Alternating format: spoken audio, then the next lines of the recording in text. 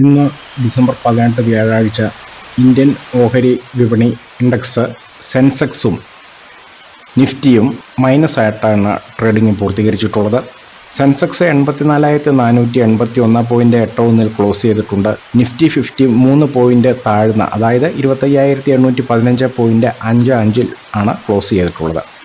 BSE mid cap സൂചിക 0.05% നേരിയ നേട്ടത്തോടെ അവസാനിച്ചപ്പോൾ small cap സൂചിക 0.28% ഇടിവാണ് രേഖപ്പെടുത്തിയത്.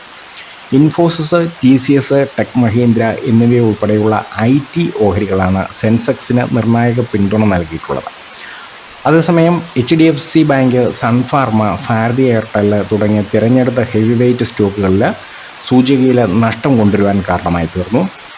ഇന്ന് ഇന്ത്യൻ ഓഹരി വിപണി ഇന്നത്തെ ദിവസത്തിലെ 10 പ്രധാന ഹൈലൈറ്റുകൾ ഇനി പറയാം. ഒന്നാമതായിട്ട് ഇന്ത്യൻ ഓഹരി വിപണി എന്തുകൊണ്ടാണ് ഇടിവ് നേരിട്ടത്?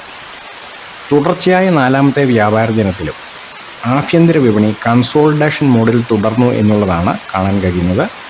ഈ 4 വ്യാപാര ദിനങ്ങളിലും സെൻസെക്സ് ഏകദേശം 800 പോയിൻ്റ് അഥവാ ഏകദേശം 1% ഇടിഞ്ഞിട്ടുണ്ട്. അതേസമയം നിഫ്റ്റി 50 1% ഇടിവാണ് രേഖപ്പെടുത്തിയിട്ടുള്ളത്. ട്രെൻഡ് റിവേഴ്സൽ കാണാൻ ആഭ്യന്തര വിപണിയിൽ പുതിയ പോസിറ്റീവ് ട്രിഗറുകൾ ഒന്നും തന്നെയില്ല. രൂപയുടെ ബലഹീനത, വിദേശ മൂലധന ഒഴുക്ക്, India-US വ്യാപാര കരാറിനെ കുറിച്ചുള്ള അനിശ്ചിതത്വം എന്നിവയെക്കുറിച്ചുള്ള നിരന്തരമായ ആശങ്കകൾ നിക്ഷേപകരെ നന്നായിട്ട് സ്വാധീനിക്കുന്നുണ്ട്. US-India വ്യാപാര കരാറിനെ കുറിച്ചുള്ള നീണ്ടു നിൽക്കുന്ന ഒരു അനിശ്ചിതത്വം നിക്ഷേപകരെ നന്നായിട്ട് സ്വാധീനിക്കുന്നുണ്ട്. ഇത് പ്രോഫിറ്റ് ബുക്കിങ്ങിന് കാരണമായി തീരുന്നുമുണ്ട്. എല്ലാ വിപണികളും, വേൾഡ് ഇൻഡിസസുകളെല്ലാം തന്നെ, മാർക്കറ്റുകളെല്ലാം തന്നെ അമേരിക്കയുടെ ഇൻഫ്ലേഷൻ റേറ്റിലും അതുപോലെ തന്നെ അൺഎംപ്ലോയ്മെൻറ്റ് ക്ലെയിം ഡാറ്റയിലും ശ്രദ്ധ കേന്ദ്രീകരിക്കുന്നുണ്ട്.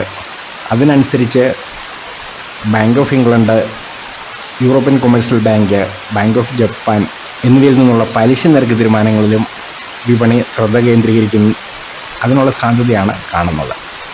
ഇതിനെ സംബന്ധിച്ച് പ്രമുഖ ബ്രോക്കിംഗ് ഫേമുകളുടെ ഗവേഷണ വിഭാഗം മേധാവികളും പലരും അഭിപ്രായങ്ങൾ രേഖപ്പെടുത്തിയിട്ടുണ്ട്.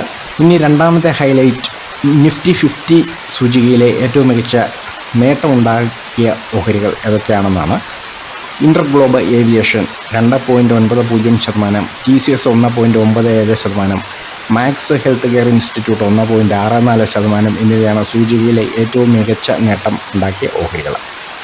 നിഫ്റ്റി 50 സൂചികയിലെ ഏറ്റവും ഉയർന്ന നഷ്ടം നേരിട്ട ഓഹരികൾ Sun Pharma, Tata steel, power grid corporation എന്നിവയാണ് സൂചികയിലെ ഏറ്റവും ഉയർന്ന നഷ്ടം നേരിട്ട ഓഹരികൾ. ഇന്ന് സെക്ടറൽ ഇൻഡിസസുകളിൽ നിഫ്റ്റി IT 1.21% വർധനവ് രേഖപ്പെടുത്തിയിട്ടുണ്ട്. നിഫ്റ്റി കൺസ്യൂമർ ഡ്യൂറബിൾസ് 0.37% വർധനവുണ്ട്. റിയാലിറ്റി 0.34% വർധനവുണ്ട്. നിഫ്റ്റി മെറ്റൽ 0.25% വർധനവും രേഖപ്പെടുത്തിയിട്ടുണ്ട്. ഇന്ന് സെക്ടറൽ ഇൻഡിസസുകളിൽ നഷ്ടം നേരിട്ടത് നിഫ്റ്റി മീഡിയ 1.27% കുറവാണ് രേഖപ്പെടുത്തിയിട്ടുള്ളത്. നിഫ്റ്റി ഓട്ടോ 0.61% കുറവാണ് രേഖപ്പെടുത്തിയിട്ടുള്ളത്. ഓയിൽ ആൻഡ് ഗ്യാസ് 0.33% കുറവാണ് രേഖപ്പെടുത്തിയിട്ടുള്ളത്. ഫാർമ 0.24% കുറവാണ് രേഖപ്പെടുത്തിയിട്ടുള്ളത്. നിഫ്റ്റി ബാങ്കിങ് ഇൻഡെക്സ് 0.02% ഇടിവ് രേഖപ്പെടുത്തിയിട്ടുള്ളത്. അതേസമയം ഫിനാൻഷ്യൽ സർവീസസ് ഇൻഡെക്സ് 0.06% വർധനവാണ് രേഖപ്പെടുത്തിയിട്ടുള്ളത്. ഏറ്റവും കൂടുതൽ വോളിയം നടന്നിട്ടുള്ള ഓഹരികൾ വോഡാഫോൺ ഐഡിയ 88,09,00,000 ഓഹരികളും, മീഷോ 29,09,00,000 ഓഹരികളും, ഓല ഇലക്ട്രിക് മൊബിലിറ്റി 18,05,00,000 ഓഹരികളും വോളിയം സെറ്റ് ചെയ്ത് വ്യാപാരം നടത്തിയിട്ടുണ്ട്. NSEയിലാണ് ഏറ്റവും കൂടുതൽ ട്രേഡ് നടന്നിട്ടുള്ളത്. ഓഹരി വിപണി ദുർബലമായിരുന്നിട്ടും BSEയിലെ 14 ഓഹരികൾ 15%-ലധികം ഉയർന്നു. TCI finance, Antony waste handling cell, NDA securities, zonal mercantile, Rudra global infra products എന്നിവ ഓഹരി വിപണി ദുർബലമായിരുന്നിട്ടും BSEയിലെ 15%-ലധികം ഉയർച്ച രേഖപ്പെടുത്തിയിട്ടുണ്ട്. അഡ്വാൻസ് ഡിക്ലൈൻ അനുപാതം പരിശോധിച്ചാൽ BSEയിൽ വ്യാപാരം നടത്തിയ 4,332 ഓഹരികളിൽ 1,629 മുന്നേറ്റമാണ് രേഖപ്പെടുത്തിയിട്ടുള്ളത്. 2,509 ഇടിവാണ് രേഖപ്പെടുത്തിയിട്ടുള്ളത്. 194 ഓഹരികളിൽ മാറ്റമില്ലാതെ തുടരുന്നു. എട്ടാമത്തെ പോയിന്റ്, 90-ലധികം ഓഹരികൾ 52 ആഴ്ചയിലെ ഏറ്റവും ഉയർന്ന നിലയിലെത്തി എന്നുള്ളതാണ്. BSEയിലെ ഇൻട്രാഡേ വ്യാപാരത്തിൽ 52 ആഴ്ചയിലെ ഏറ്റവും ഉയർന്ന നിലയിലെത്തിയ 95 ഓഹരികളിൽ Vedanta, Shriram Finance, Federal Bank, Ashok Leyland, Federal Bank, Hindustan Zinc എന്നിവ ഉൾപ്പെടുന്നു. ഏകദേശം 300 ഓഹരികൾ 52 ആഴ്ചയിലെ ഏറ്റവും താഴ്ന്ന നിലയിൽ എത്തിയിട്ടുണ്ട്. BSEയിലെ ഇൻട്രാഡേ ട്രേഡിൽ ACC, REC, PFC, UBL, Page Industries, Colgate Palmolive India എന്നിവയുൾപ്പെടെ 276 ഓഹരികൾ 52 ആഴ്ചയിലെ ഏറ്റവും താഴ്ന്ന നിലയിൽ എത്തിയിട്ടുണ്ട്. 10ാമത്തെ പോയിന്റ്, നിഫ്റ്റിയുടെ ടെക്നിക്കൽ ട്രെൻഡിൽ SBI സെക്യൂരിറ്റീസിലെ ടെക്നിക്കൽ ആൻഡ് ഡെറിവേറ്റീവ്സ് റിസർച്ച് മേധാവി സുദീപ് ഷായുടെ അഭിപ്രായത്തിൽ അദ്ദേഹം പറഞ്ഞിരിക്കുന്നത് നിഫ്റ്റി 50 25,750, 25,700 എന്ന ലെവലിൽ ഒരു പ്രധാന സപ്പോർട്ട് റേഞ്ചായി പ്രവർത്തിക്കുന്നതാണ്. ഇൻഡെക്സ് 25,700 ലെവലിന് താഴെയായാൽ അത് 25,550 നിലവാരങ്ങളിലേക്ക് കൂടുതൽ തിരുത്തലിന് കാരണമാകുമെന്നും സുദീപ് ഷായ്ക്ക് അഭിപ്രായമുണ്ട്.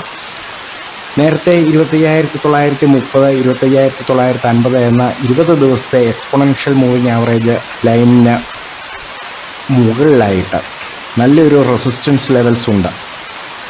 25,950 മുകളിലുള്ള ക്ലോസിംഗ് വരികയാണെങ്കിൽ മാത്രമേ 26,100 നിലവാരത്തിലേക്ക് ഇൻഡെക്സ് എത്തുന്നത് സാധ്യതയുള്ളതെന്നും സുദീപ് ഷായ്ക്ക് അഭിപ്രായമുണ്ട്. റിലിഗെയർ ബ്രോക്കിങ്ങിലെ ഗവേഷണ വിഭാഗം അജിത് മിശ്ര അദ്ദേഹത്തിൻ്റെ അഭിപ്രായത്തിൽ നിഫ്റ്റി 50 25,700 സമീപം നിർണായക പിന്തുണ നിലനിർത്തുവാൻ, സപ്പോർട്ട് നിലനിർത്തുവാൻ കഴിഞ്ഞുവെന്ന് കരുതുന്നുണ്ട്. ഇത് വരും സെഷനിൽ നിരീക്ഷിക്കേണ്ട ഒരു പ്രധാന ലെവലാണ്. കാരണം ഒരു തകർച്ച കൂടുതൽ തിരുത്തലിന് കാരണമാകാം.